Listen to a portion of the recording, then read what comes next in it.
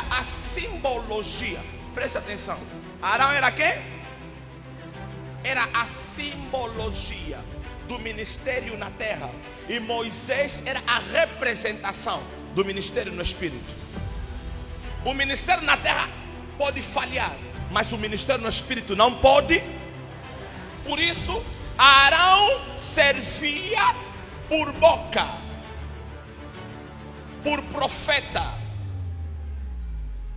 e Moisés servia por Deus. Moisés servia por quê? Por Deus. Deus, revelação.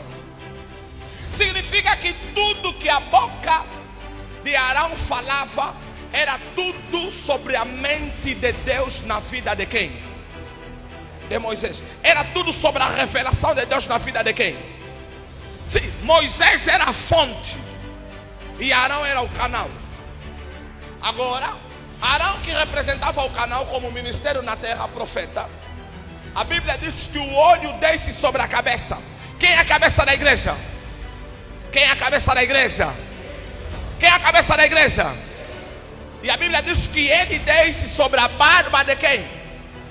Antes do azeite molhar o corpo, primeiro molha o quê? O ministério, a barba. Antes do corpo da igreja receber a unção, primeiro o ministério faz o quê? Recebe. Por isso, toda a igreja que os ministros não são ungidos, a igreja é fracassada. Todo ministro que se tornou por causa de teologia é fracasso de uma geração. Ministério resultado de um certificado não é realização divina, não é aceitação divina. Ministério não pode ser resultado de um certificado. Ministério tem que ser eleição divina, chamado divino, mandato divino, revelação divina, aceitação divina, propósito celestial. Eu não sei se alguém está dizendo amém.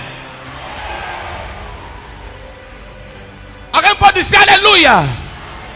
Certificado é bom, te dá respeito na terra, mas não te dá aceitação no céu. Certificado é bom, te dá aceitação na terra, mas não te dá aceitação nos anjos. Significa, alguns certificados nos colocaram posição como rei na terra. Por conta dos certificados, ninguém pode nos tocar, ninguém pode falar contra nós, ninguém pode nos corrigir. Por quê? Porque o nosso doutoramento diz sim e a nossa aceitação diz sim. Mas quando é colocação celestial, quando é colocação divina, não é sobre papelada, não é sobre documentação, não é sobre aceitação da terra, é sobre aceitação divina, propósito celestial, concepção da graça, chamado divino, mandato divino. Há uma igreja a dizer aleluia. O evangelho já encontrou filosofia na terra.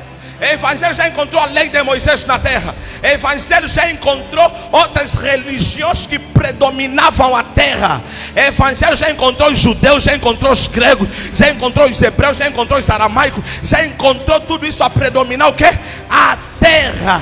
Mas olha a consistência e o poder do evangelho, encontrando outras religiões a predominar, como não eram as religiões do centro do coração de Deus, a não ser que era antes a lei que servia como um aio do povo, guia do povo, como um mandato temporário para corrigir o povo. Mas por conta da lei o homem descobriu mais o pecado. Quando o homem encontrou não matarás, Moisés, o que escreveu não matarás, matou a primeira pessoa. Sim, quando o homem encontrou não furtarás, não terás outros deuses diante de mim. Enquanto Moisés está no monte a orar, Arão está a criar bezerro. Sim, da geração do pai de Abraão, Tera. Tera era homem que criava bezerros, que criava deuses. Era na simbologia dos quimbandeiros na terra. Por isso, Tera de quimbandeiros da terra é ele que deixou predominando a espiritualidade negativa. E como concepção hoje da espiritualidade africana, onde nós cremos nos feiticeiros, nós cremos nos mágicos. Sim, na crença da África. Porque na crença da espiritualidade divina há um só Deus, o Pai de todos, o qual é sobre todos, por todos e em todos. Esse Deus é Jesus Cristo, aquele que é, o que era, o que há de vir, o mesmo ontem, hoje e eterna.